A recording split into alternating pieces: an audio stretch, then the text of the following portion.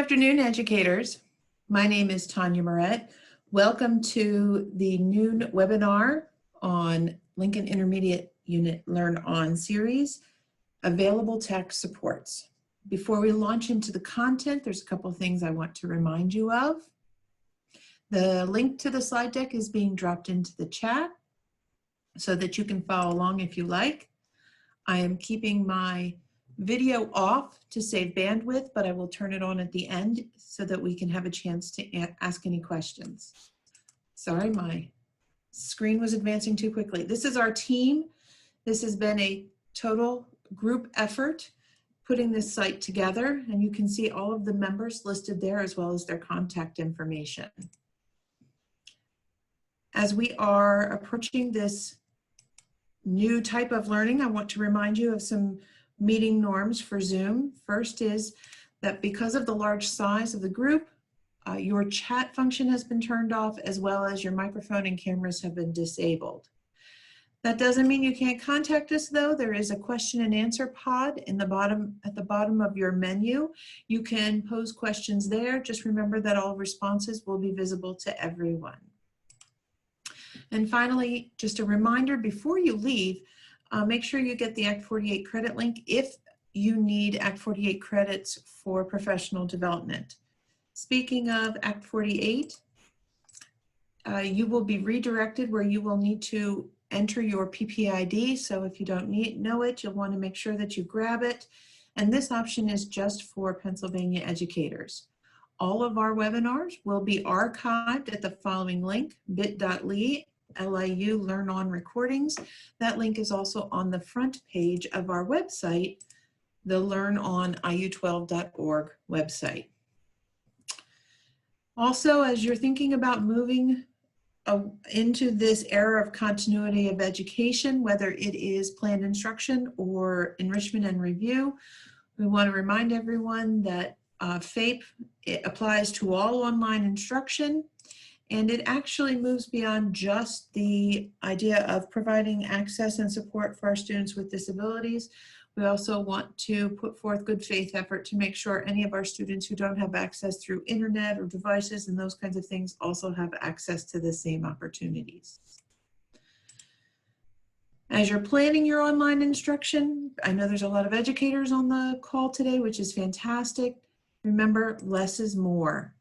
And you can use video to connect with your students during this time, especially they need to see you and connect with you.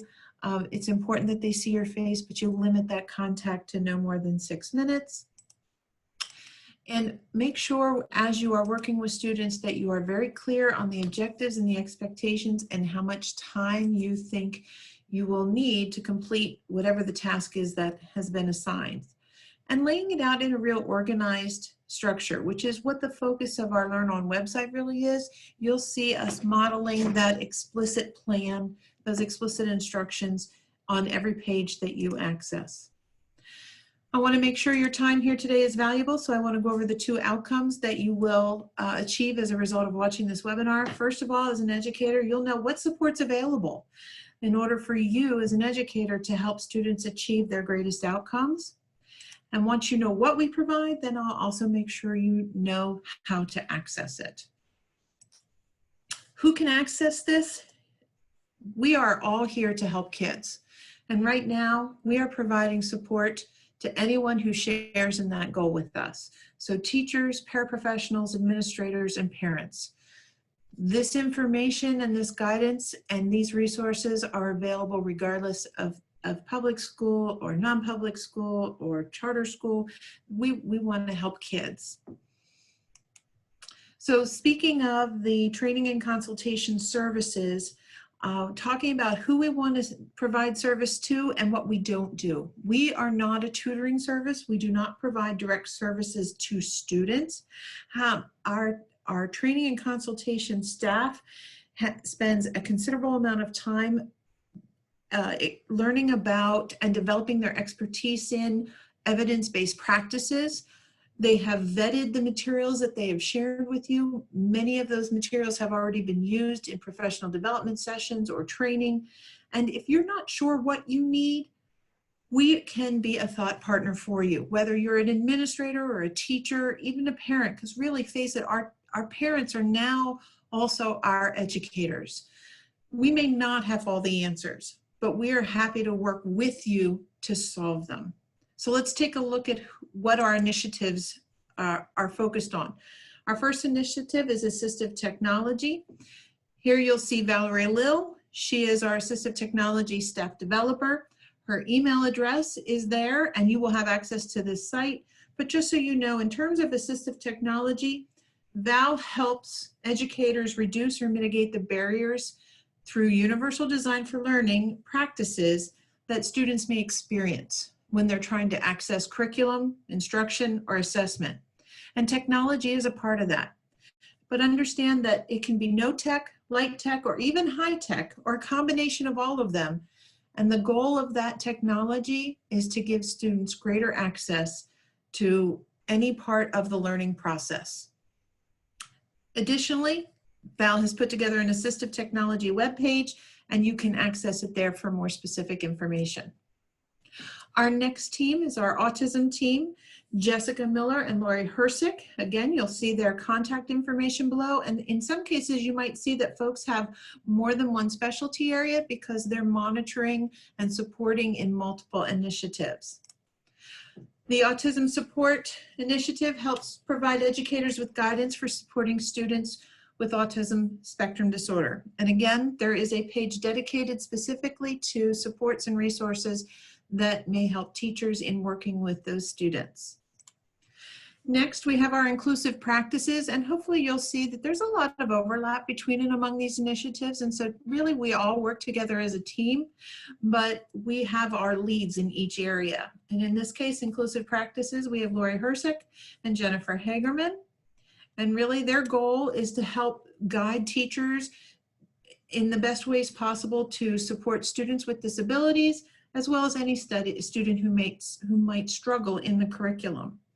They also can provide guidance for helping to collaboratively plan between general ed and special ed. We can't forget about the importance of working as professionals as a team to support our students. So what could that look like? Might that be something that both general ed and special education teachers are on the same call or providing the same resource? Again, our inclusive practices webpage is linked in there. Our largest team, our multi-tiered systems of support group, we break into two parts. We've got our academic team and our behavior team. And what you see here is our academic team, and we focus in on literacy and math. And when you think about literacy, that's really a large continuum of skills. It's not just reading, but it's reading, writing, listening, speaking. Whether it's reading, writing, listening, speaking in reading class, in English class, in math class, as well as math support that provides support in helping students develop both their conceptual and their procedural learning. And really, these folks have spent considerable time in professional development, learning about and using the best tools available to help support students who struggle in those areas. And they are ready and willing to help you figure out what would be the best course of action to help the students who have needs in your classroom. Next, we have our multi-tiered systems of support behavior team. And so we've got two provisional facilitators for PBIS, Christina McLaughlin and Phyllis Brown. And then we've got Jen Hagerman, who's focusing in on specifically more individual behavior. All three of these ladies are there to provide guidance and support for educators to promote positive student behavior. And as you work with their resources and work with them, they're trying to help you plan for opportunities that will not only promote positive student behavior, but also in this very unsure time, help students develop, monitor, regulate social emotional learning skills. Again, their webpage is listed, and I neglected to mention that for our MTSS academic, because there are so many resources, we've actually broken it down and have an MTSS math page and an MTSS literacy page. And our final initiative area is secondary transition, Melinda Krebs, and she supports districts as they develop, work, and monitor plans that promote positive outcomes for students with disabilities post high school. And those positive outcomes can be in education, employment, and independent living. And she's worked with the leaders across the state and Patton and amassed and curated a secondary transition page that can help you think about how can I guide teachers and how can I guide parents to really continue the work that we've been doing so that we can set students up for success. How do you access us? Well, obviously you're here today for the webinars. We also have office hours for those of you who might have more specific questions or want to unpack some things. I will be meeting with staff, or I'll have open office hours at 1 o'clock today, where I will be focusing in specifically on MTSS academic. You can email the consultants directly. That's why the emails were placed below their picture, so you know who you're talking to. We also maintain a training and consultation summary card. And if you click on that card, it will take you to a rolling overview. We provide a monthly overview of trainings, resources, webinars, all kinds of things that you can take a look at.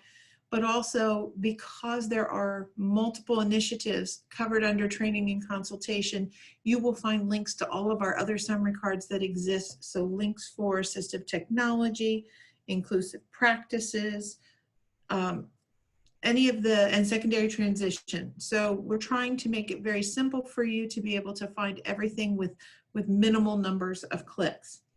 If you contact one of our consultants and feel like you've been unable to get a response, you can imagine that things are definitely moving pretty quickly right now. They are participating in webinars and office hours, which means they may not always be able to respond to email. But if after a couple days you haven't heard from them, 1 or 2 days, feel free to email me and I can coordinate and get back to you to make sure that we get you supported. I've included my Zoom meeting room here so that if anybody wants to ask more specific questions after the webinar, you can just pop that number into your join and just come on into the office hours for a conversation. And there are considerable webinars on our LearnOn website that are focused on each of the specific initiative areas. I know we've got one later today that is specific for assistive technology.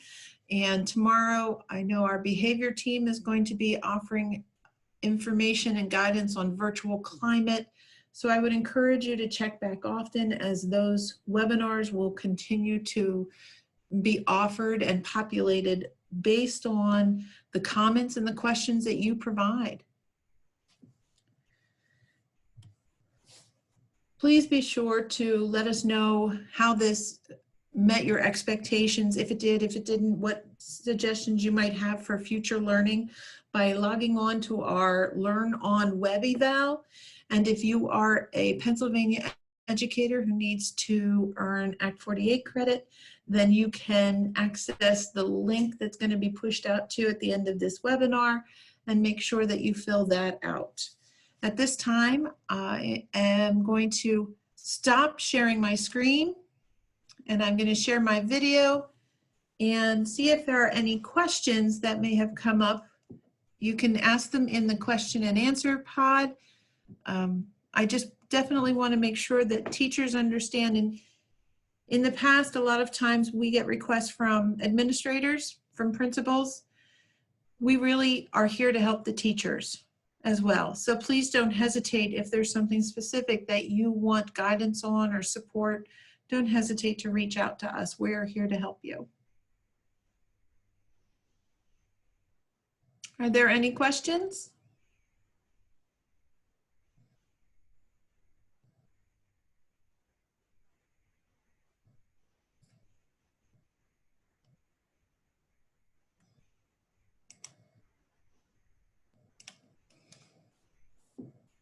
I hope this met your expectation, and I wish you all well. And I appreciate all that you are doing to support the children of RIU and across the state. Thank you so much.